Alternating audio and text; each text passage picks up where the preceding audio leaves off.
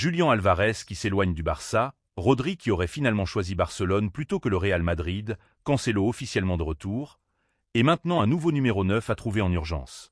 Imaginez un instant. Le Real Madrid pensait avoir presque tout réglé pour recruter Rodri.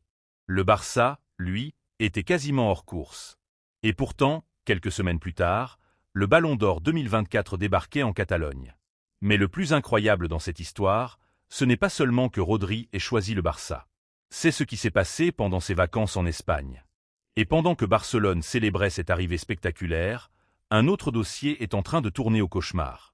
Julián Álvarez. L'attaquant argentin était la priorité absolue du Barça. Mais aujourd'hui, son transfert serait quasiment abandonné. Alors comment le Barça est-il passé d'un rêve à une situation aussi compliquée? Et surtout, qui va devenir le nouveau numéro 9 de Hansi Flick? Restez jusqu'à la fin, parce que plusieurs noms commencent déjà à circuler. Et si vous voulez suivre toutes les dernières informations du mercato du Barça, abonnez-vous maintenant et activez les notifications. Parce que cette fin de mercato risque d'être complètement folle. Commençons par celui qui a complètement changé le visage du mercato barcelonais. Rodri. Pendant longtemps, tout indiquait que le milieu espagnol allait rejoindre le Real Madrid. Les Merengues avaient même pratiquement tout préparé pour boucler l'opération avec Manchester City. Le Real avait pourtant initialement écarté le joueur avant la Coupe du Monde, notamment en raison de certaines interrogations concernant son état physique et son adaptation au projet de José Mourinho. Mais tout a changé après la Coupe du Monde. Rodri réalise une compétition exceptionnelle. L'Espagne remporte le tournoi. Et surtout, le milieu de terrain est désigné meilleur joueur de la compétition. Soudainement, le Real Madrid change complètement de position. Le dossier avance. Les discussions avec Manchester City progressent. Et pendant ce temps, le Barça comprend qu'il risque de perdre une nouvelle fois un joueur majeur face à son grand rival. Mais c'est là que l'histoire devient incroyable. Rodri part en vacances sur la Costa Brava, en Catalogne. Il doit assister au mariage d'un ami. Et pendant son séjour, il cherche simplement un restaurant discret. Un endroit où il peut déjeuner tranquillement, sans être reconnu. Il demande donc aux habitants de la région de lui conseiller une adresse. Et il se retrouve dans un restaurant traditionnel. Quelques minutes plus tard, Deco arrive. Oui, le directeur sportif du Barça. Aucune photo de cette rencontre ne fuite. Aucun grand rendez-vous officiel. Pas de mise en scène. Simplement une discussion discrète entre Deco et Rodri. Mais cette conversation aurait changé toute l'histoire. Le Barça comprend rapidement que Rodri est sensible au projet catalan. Et surtout, le joueur considère que son style de jeu correspond davantage à celui du Barça et de la sélection espagnole. Mais Deco ne veut pas commettre la même erreur qu'avec Bernardo Silva. Le Barça avait déjà vécu une situation similaire. Un accord verbal. Des discussions avancées. Puis le joueur écoute d'autres propositions. Et finalement, il choisit le Real Madrid.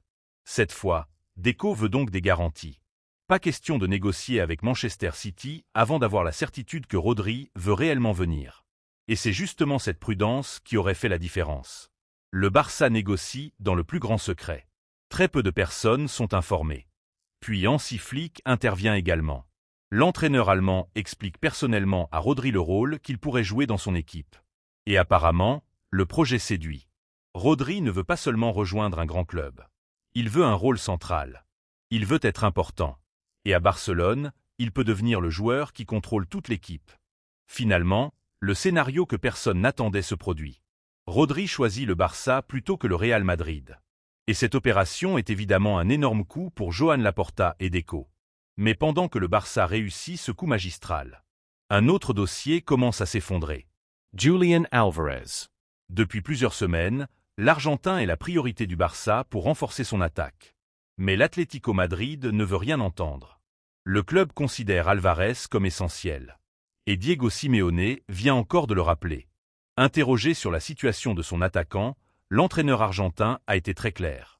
Pour lui, rien n'a changé.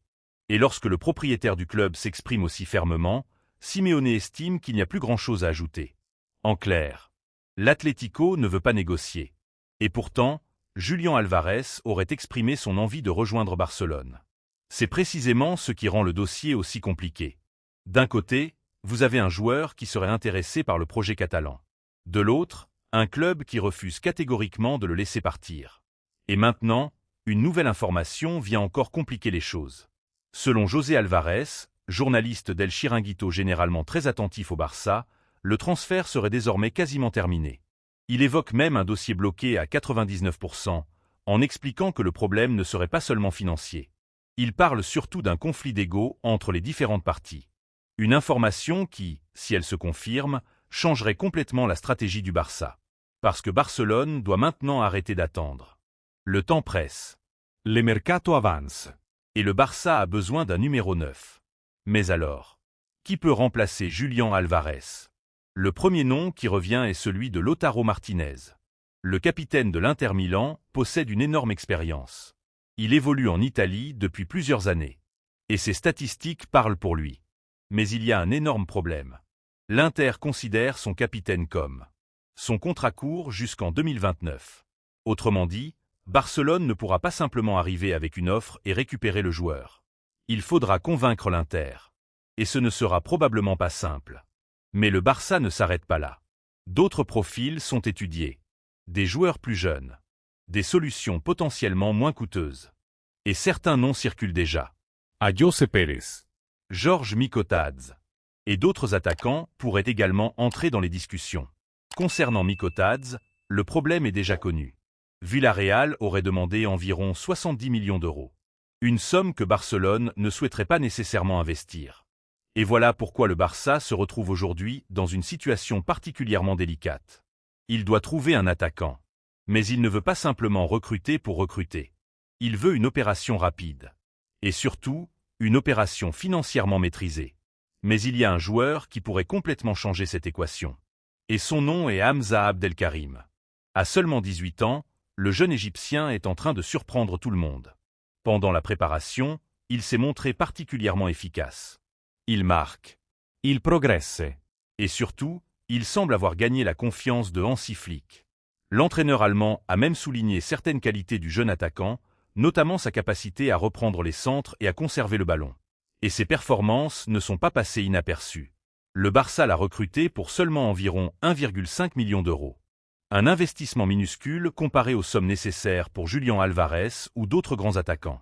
Mais attention, il serait beaucoup trop tôt pour demander à Abdelkarim de remplacer immédiatement un joueur du calibre de Julián Alvarez. Il n'a que 18 ans. Il doit encore apprendre. Il doit encore découvrir la pression du très haut niveau. Mais son apparition change tout. Parce qu'avant ses performances en préparation, le Barça devait absolument trouver un grand numéro 9. Maintenant, le club possède au moins une solution interne. Et Deco vient justement de laisser entendre qu'un nouveau mouvement offensif pourrait encore avoir lieu. Il a reconnu que l'absence de Lewandowski était difficile à compenser. Et surtout, il a expliqué que le club disposait de solutions internes, mais qu'il pensait tout de même qu'un nouveau mouvement serait réalisé. Donc, le Barça va-t-il recruter un grand attaquant malgré Abdelkarim? Très probablement, le club veut encore renforcer son attaque.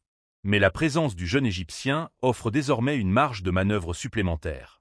Et pendant que le Barça cherche son numéro 9, un autre dossier est déjà réglé. João Cancelo. Le Portugais revient définitivement en Catalogne. Après ses précédents passages au Barça, il retrouve donc Hansi Flick. Sa polyvalence peut être extrêmement importante.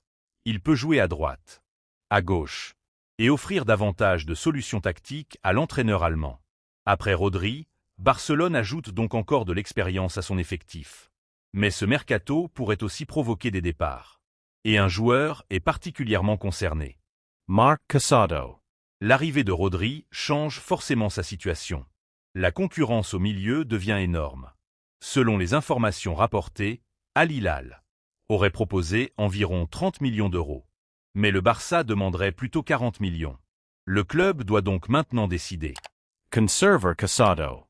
Ou profiter de sa valeur sur le marché pour récupérer une somme importante.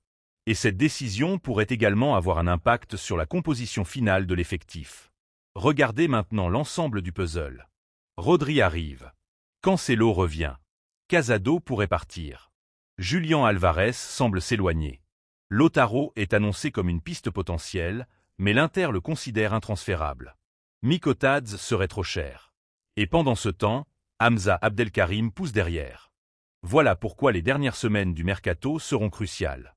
Le Barça a déjà réalisé un énorme coup avec Rodri. Mais il lui manque encore une pièce essentielle. Le numéro 9. Et c'est probablement cette décision qui déterminera si le mercato du Barça est simplement réussi ou véritablement exceptionnel. Imaginez une équipe avec Rodri devant la défense, Pedri plus libre, Gavi capable de se projeter.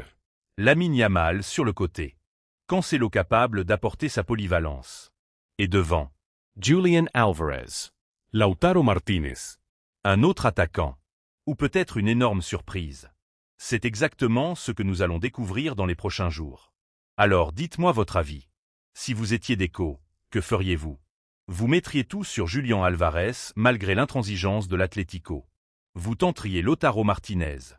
Ou vous feriez confiance à Hamza Abdelkarim et investiriez l'argent ailleurs. Écrivez votre choix dans les commentaires. Et surtout, abonnez-vous à la chaîne et activez les notifications parce que le mercato du Barça est loin d'être terminé. Rodri a choisi Barcelone. Cancelo est de retour. Julian Alvarez est toujours au centre du feuilleton. Et le prochain numéro 9 pourrait être la dernière pièce du puzzle.